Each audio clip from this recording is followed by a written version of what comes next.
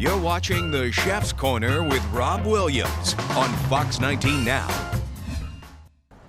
I'm at the corner of McMillan and Gilbert, which 100 years ago was known as Cincinnati's second downtown. It's now home to Aperture, which the New York Times called one of the best restaurants of last year. The chef owner, Jordan Anthony Brown, was nominated for a James Beard Award. If you know anything about the culinary world, that's like an Academy Award in the culinary world as Best Emerging Chef. Chef, thanks for joining us. Please. I appreciate it. First question, the name, Aperture, why? It's a reference to one of my old hobbies, film photography. There's actually a few cameras throughout the restaurant that I've shot on before, but it really is meant to kind of illuminate, basically about light and balance, and really just kind of provide a window into the world that we want to create for everybody around us. It seems like after many, many missed starts, Walnut Hills is turning now, and you wanted to be a part of that. Why? We just wanted to kind of create a name for ourselves and kind of help be a part of an emerging community or re-emerging community. There's a lot of history here, a lot of history within our building, and we just kind of saw it as an opportunity to be a little bit different, or at least try to. The one thing I find is unusual is that you have an open flame here. Yes. Why do you cook this way? What are we going to cook, and why do you cook this way? So we're going to do our wood-fired carrot, which is the only dish on our menu that's been there since day one. Probably not going anywhere anytime soon, but wood-fired cooking is very primal. It's very kind of fundamental to the way we like to do things, and it's just the basic essence of how people have been cooking for thousands of years, and I think it's really important. It's part and parcel of what we do, both in the kitchen, behind the bar, and elsewhere. And we're going to talk to the chef about what inspired him to get back into cooking, and it was the death of his parents that made you jump back into it. Yeah, kind of a life is short type moment about this point, 12, 13 years ago, yeah.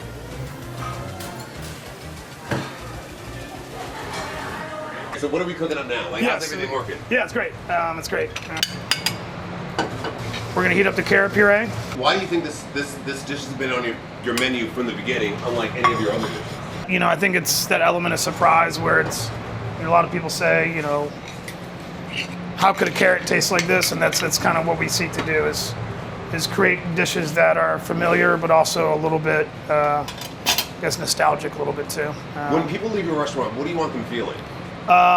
Comfort, basically comfort and nostalgia. We basically seek an unexpected sense of nostalgia. So it's almost that familiarity of this feels like something, I can't quite put my finger on it, that je ne sais quoi type thing.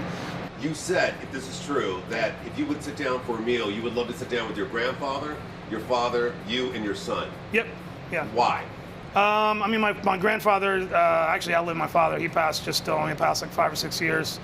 Just that's into tradition, 4 generations. And then, my son, he's 4.5 years old, and he always says he wants to be a chef, and we have some of his artwork displayed throughout the restaurant too. But I think just that sense of, you want to eat with your heroes, and your heroes aren't always people that you'll never meet.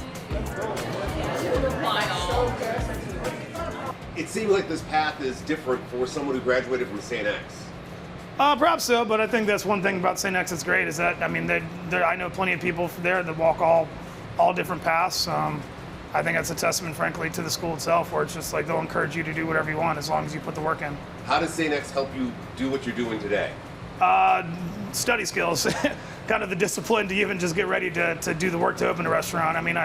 It's a rigorous academic environment, but again, I think, I played sports, I did, different things there, but I think the interdisciplinary nature of the school is integral to what I do now, where I do the business part, the chef part, the personnel part.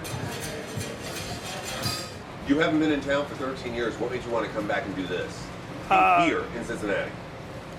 Home and familiarity.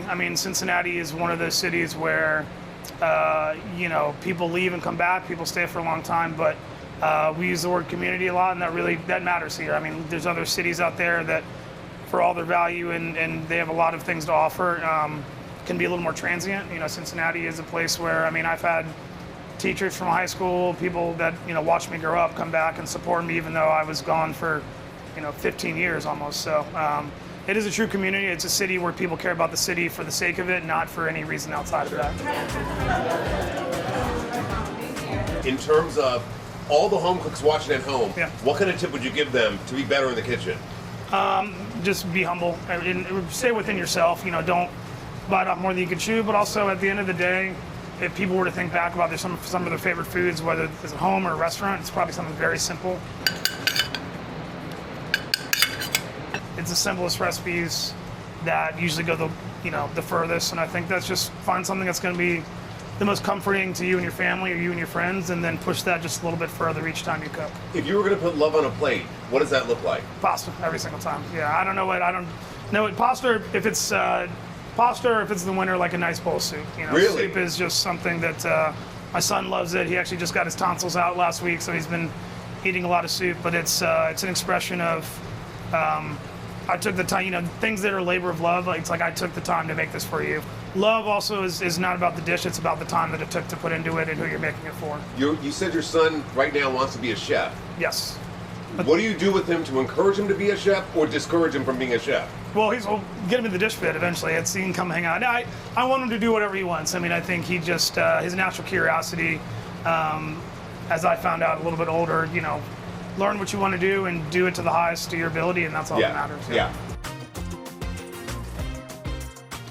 What did you want it to feel like in here? Like the best dinner party you've ever been to, that Really? you're going to make some new friends and hopefully, or see some old friends and hopefully meet some new ones. So your parents passed away Yeah. in a car wreck. Yeah, so when I was in 2012, my dad and my stepmom passed in a car accident here in Cincy. I was living in DC at the time, and that's I was working like a 9-to-5 consulting job, trying to use my degree from grad school, and that was kind of it wasn't like an overnight epiphany or anything Sure. like that. It was just very much a and what's going to make me happy, and so slowly but surely I pushed myself back into kitchens, and that's also what started to reconnect me to Cincinnati, because I never thought I'd come back. My sister's here with her family and her kids and her husband, and kind of being back and what do you want out of life, and it was just basically what's going to make me happy. And at the time it made me realize it wasn't going to be doing compliance consulting or whatever I was doing at the time. Right. Plus I wasn't that good at it, so. But the thing is like people should live their life that way all the time and not have a death happen in their family for them to do what makes them happy. Yeah, and I think my dad was an entrepreneur. He was he had a very entrepreneurial spirit, so I think that's a big thing. My son is the same way. He's very like headstrong, and but yeah, I think it was just one of those where looking ahead of one day my life will be over. Like, what did I do with it? And that wasn't what I wanted to do. And like I said, it's not like I woke up and quit. It was a year later, and definitely took my lumps along the way. But I think the journey, not necessarily culminating, but reaching the point where I do have my own restaurant. I think my dad was very skeptical. He put me through school. He was a doctor and valued education. So when I first started cooking, when I was a little bit younger, he was just, what's going on here? But I think now he'd be proud, and that's kind of where that neon sign comes from. Is like the journey. It's like the miles to go. There's no end really. It's just always basically we say there's no destinations, only journeys, and that's really a big part of where that sign comes from. I was going to ask you if that sign had meaning to you. It does. Yeah, very much so. If you were going to give advice to someone who wants to start their own restaurant, what advice would you give them? Know your why. Know why. What's your why? I think a lot of it is that I like creating community. Once upon a time, I thought about being, like a sports coach, and I think I get to do some of those elements. That, some of my favorite things are sports and movies, and I think, I'm the head coach. I get to be the director, the producer, all those things, and so it's really just about making people feel good. And I have the opportunity to have an impact on people, both our team, elsewhere, other people that come to the building every single day that I come to work, and that's a pleasant thing to do. How does it feel to realize your dream? Honestly, it's surreal. I think the biggest thing is that realizing now it's not just my dream anymore. There's a lot of other people that are sharing in it, and we have a very amazing staff, a lot of which have been with us since almost day one or longer. And I think dreams are cool, but they're more cool when you get to share them with others. Food has a power to do what? Create stories. That's all that really matters. If you think about the way we are as humans, everything basically comes down to storytelling, and there's no better conduit for creating like stories, connection, friendship, companionship. We've seen people celebrate anniversaries, birthdays, engagements, births, even deaths here, and that's really all it is. It's just a vehicle to allow people to be closer to one another. When I cook for people, it's how I show I love them, right? Is the same hold true when it's a business and a restaurant? I think so. I mean, you know, we do our best. We typically, we intentionally use the word hospitality over service. Service is giving people what they want. Hospitality is giving people what they need. And part of finding out what they need is asking questions, paying attention, which is an act of love and kindness and caring. And I think that's what we strive to do every day, both in the kitchen, on the floor, behind the bar. And that's what we preach, and increasingly as my team preaches. What do you hope for Aperture in 10 years? 10 years, hopefully that it's just become a spot that people can go back to repeatedly.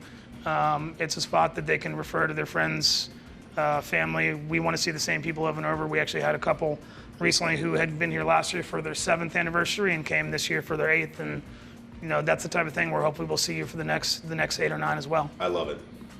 And business has been good. You opened in January 2024? Yep. Yeah. Yeah. So we're coming up 18 months, July 4th. Food is my jam. Yeah. It's really good. All the food here is good. Appreciate it. Yeah, that's pretty And it's exactly what this corner needed. Yeah.